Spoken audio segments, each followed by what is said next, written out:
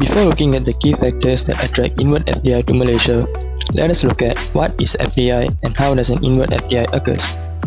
FDI, or also known as foreign direct investment, is an investment made by an individual or a company from one country to a business entity from another country. Unlike portfolio investments, such as purchasing stocks or bonds, FDI involves a direct and lasting interest in the management and control of the foreign business. Meanwhile, inward foreign direct investment, or also known as inward FDI, refers to investment made by foreign entities such as companies or individuals into a business or asset located within a host country. This type of FDI flows into the domestic economy from abroad. Inward FDI has a lot of benefits as it increases domestic capital and boosts economic growth, generates employment and enhances workforce skills, introduces advanced technology and innovation, and last but not least, it also improves infrastructure and supply chains. Now, let us look at the brief history of FDI in Malaysia. FDI in Malaysia has evolved time to time, thus creating modernization and transition in Malaysian economy.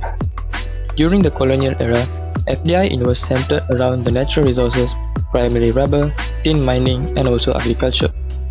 During the post-independence era, FDI still continued to focus on natural resources. Foreign companies invested in rubber, tin, and palm oil production. The government also adopted a laissez-faire approach, allowing foreign investors to dominate key sectors.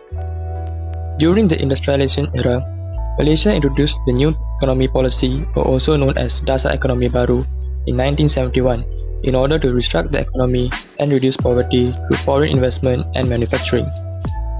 On the economic diversification era, it marked the transition of Malaysia to higher value industries such as electronics, petrochemicals, and also automotive manufacturing. On the post-2000s, Malaysia started to focus on high-tech industries and services by reducing dependency on low-cost manufacturing. During this era, Malaysia also has positioned itself as a global hub for Islamic finance, drawing FDI from the Middle East. And from 2010 till present, FDI shifted towards green technology, digital economy, and renewable energy. A lot of countries from different continents has invested in Malaysia for a very long time. This infographic shows the FDI by major countries and sectors in 2023.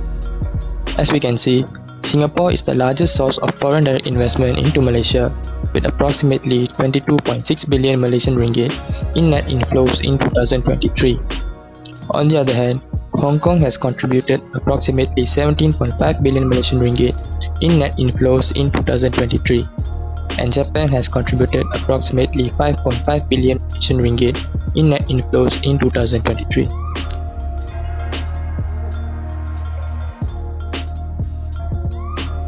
Hi, my name is Caroline Alpha-Tumri and my matrix number is 307958. I am going to present key factors attracting inward foreign direct investment in Malaysia. Hi, my name is Caroline Alpha-Tumri and the first key factors attracting inward foreign direct investment is economic stability and market size.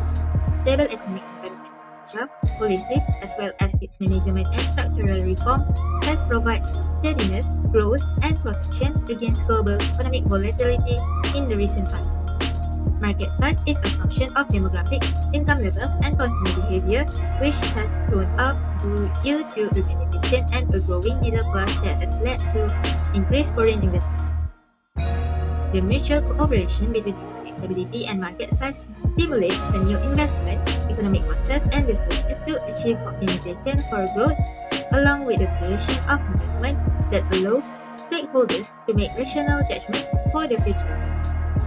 The second key factors attracting inward foreign direct investment is infrastructure development. Infrastructure incorporates the fundamental facilities and systems that support the functioning of an economy, including transportation network, energy supply, and telecommunication. In Malaysia, strategic investment in infrastructure have been pivotal, facilitating trade, enhancing connectivity, and improving the quality of life for its citizens. Despite significant progress, Malaysia faces challenges in maintaining and upgrading its infrastructure to meet the demand of a growing economy and population. Future directions include embracing sustainable and green infrastructure development, leveraging technology for smart infrastructure solutions, and ensuring equitable access across different regions. The third key factor attracting inward foreign direct investment is access to resource. Malaysia is blessed with abundant natural resources including petroleum, natural gas, palm oil, rubber, and tin. These resources have historically been the backbone of the Malaysian economy, contributing significantly to export revenues and industrial growth.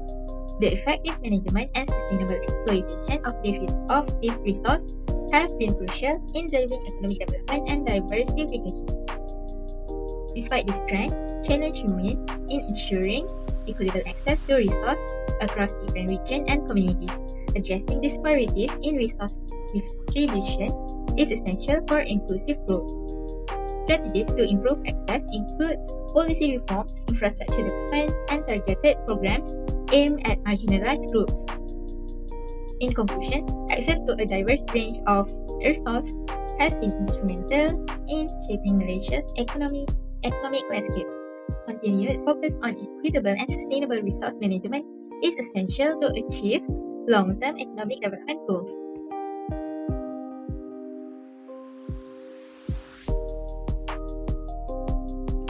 Next, the other key factors attracting inward FDI is trade and investment agreement, currency and financial factors, and cultural and institutional factors.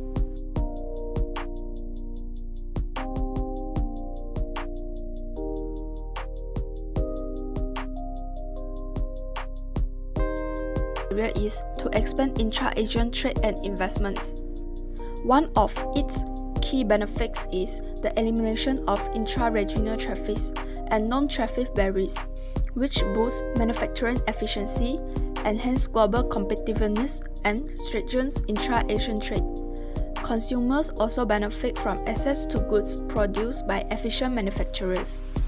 The Asian Comprehensive Investment Agreements aim to protect both Asian and non-Asian investors across various sectors, including manufacturing, agriculture, fisheries, forestry, mining, and related services, as well as other agreed-upon sectors.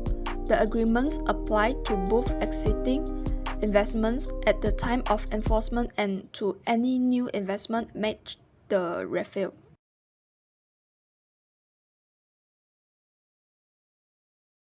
Financial factors. The first one is exchange rate stability. Exchange rate stability is influenced by monetary and fiscal policies, with government decisions playing a vital role in minimizing external fluctuations. The second one is interest rate. Bank Negara Malaysia (BNM) has recognized that borrowing costs have risen significantly, placing strain on the economy. The tightening of monetary policy created challenge, particularly leading to distortions in the money market. As a result, lending rates soared excessively, with some exceeding 20%. In response, initiatives have been implemented to address these market distortions and bring down lending rates to more manageable levels. Next is cultural and institutional factors. The first one is diverse cultural landscape. Malaysia has long been recognized for fostering harmony among its diverse ethnic, cultural, and religious communities. However, this diversity can present challenges for managers, particularly when it comes to unifying employees who come from different cultural backgrounds and exhibit varying customs and social behaviors. From an organizational perspective, cultivating a cohesive workplace culture can be difficult. As employees, differing beliefs and ideologies often influence their motivations, work attitudes, and approaches to achieving goals. The second one is government policy and economy vision. The new investment policy, which aligns with the National Investment Aspirations (NIA), aims to strengthen high-value growth ecosystem while maximizing benefits for both investors and the nation. The Shared Prosperity Vision 2013 focuses on achieving sustainable growth and ensuring equitable distribution of wealth across all groups. It also enhances political stability, national prosperity, unity, and a celebration of Malaysia's rich diversity.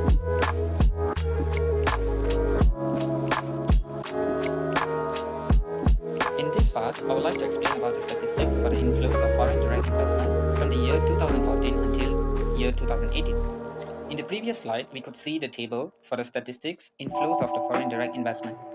According to the flow direction line graph, for the inflows of foreign direct investment as a whole is inconsistent. The inflow of foreign direct investment in 2018 for the first quarter was the highest, amounting to Rm 41 million.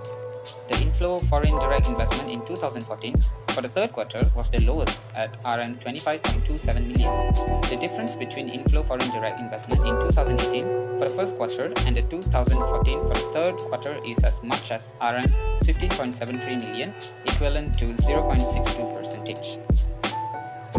The table above shows the statistics of foreign direct investment inflows from the year 2014 to 2018, categorized into quarterly inflows measured in millions of RM. In the year of 2014, the FDI inflow started at 26.01 million in the first quarter and experienced fluctuations throughout the year, where the second quarter has been increased for 27.05 million in FDI inflow and decreased in the third quarter as 25.27 million. At the end of the year for 2014, the FDI inflow was 34.02 million, which has been increased compared to the third quarter. This indicates a moderate increase in the first quarter to the second quarter as much as 1.04 million, and decrease in the second quarter to the third quarter as much as 1.78 million, and increase back as much as 8.75 million. In the year of 2015, the first quarter recorded an FDI inflow of 27.85 million, higher than the starting inflow FDI in the year of 2014, because Asian Free Trade Area, which is known as AFTA, makes reduction of trade barriers by reducing or eliminating tariffs and non-tariff barriers among member countries by making it easier and cheaper for companies to export and import goods and services within the region, and this causes to increase in the second quarter as much as 35.29 million, which is higher compared to the second quarter in the year of 2014. After that, it decreases back to 26.61 million in the third quarter and increases at the end of the year as 31.79 million. This is because exchange rate stability that can reduce profitability makes investors to make decisions on to make investment or not, because of the potential for currency gains or losses is minimized. In the year of 2016, the first quarter of FDI inflow was 39.71 million and decreases by 8.59 million, which is 31.13 million. In the third quarter, it increases back as 33.36 million and increases continuously by 5.91 million, which is to 39.27 million. The ending quarter of 2016 was higher compared to the year of 2014 and 2015. This is because cultural and institutional factors that gives cultural similarity, which means investors often prefer countries with similar cultural backgrounds, as it reduces the risk of misunderstandings and facilitates smoother business operations. In the year of 2017, this year was a highlight with the continuous growth throughout in the beginning of the year as much as 41.76 million, which is the highest FDI inflow in the first quarter compared to the year of 2014, 2015 and 2016. This is because lower interest rates can reduce borrowing costs for businesses by making it cheaper to finance new investments. After that, it decreases in the second quarter as much as 30.90 million and increases in the third quarter as much as 49.27 million of FDI inflows. At the ending of this year, it decreases back to 34.86 million FDI inflows. In the year of 2018, the FDI inflow was for the first quarter is 41 million and it decreases for 37.62 million for the second quarter. It is because the higher corporate tax rate can reduce the profitability of investment and making a country less attractive to foreign investors. In the third quarter, it decreases as 28.66 million and increases back at the end of the year as much as 36.22 million. Overall, the data reflects fluctuating yet generally upward trends, with a key improvement in 2016 to 2018. This suggests growing investors' confidence and economic stability during the later period. We have seen the 6 factors that contribute towards our country's foreign direct investments. Now let us discuss the ways to attract FDI towards our country and conclude our discussion on good. Firstly, we could invest in infrastructures. Invest in infrastructures is one of the best ways to attract FDI. This is because infrastructure symbolizes the country's well-being and economical stability. Critical infrastructures such as transportations, networks, energy, and water supplies must be upgraded in order to attract the investors from outside. We could also build strong international relationships with other countries, as this would attract more FDIs. Our country's involvement in international organizations such as the United Nations, ASEAN, helps to create free trade area which enables the other countries to invest in our country easily. We can also develop skilled workforce in our country to attract foreign direct investments. We can enhance our education system so that it could boost up our human capital workforce. Moreover, we can also create intensive workshops and trainings for the laborers who are working now in all kinds of sectors so that they could enhance their quality of work. Next, we could also offer incentives and tax breaks. Offering incentives and tax breaks will help our country to attract more foreign investors. Reduced tariffs and quotas can be given by our government so that foreign countries could invest in our country. In conclusion, it is important for us to attract foreign countries' investments towards our country so that we could improve the living standards of our nation and its citizens. As Malaysia is already taking several ways to increase foreign direct investments, we are hoping that our country will be one of the most prosperous countries in the world by the year 2030 through implementing various ways like this to generate more income. Thank you very much for watching our video today and have a good day ahead.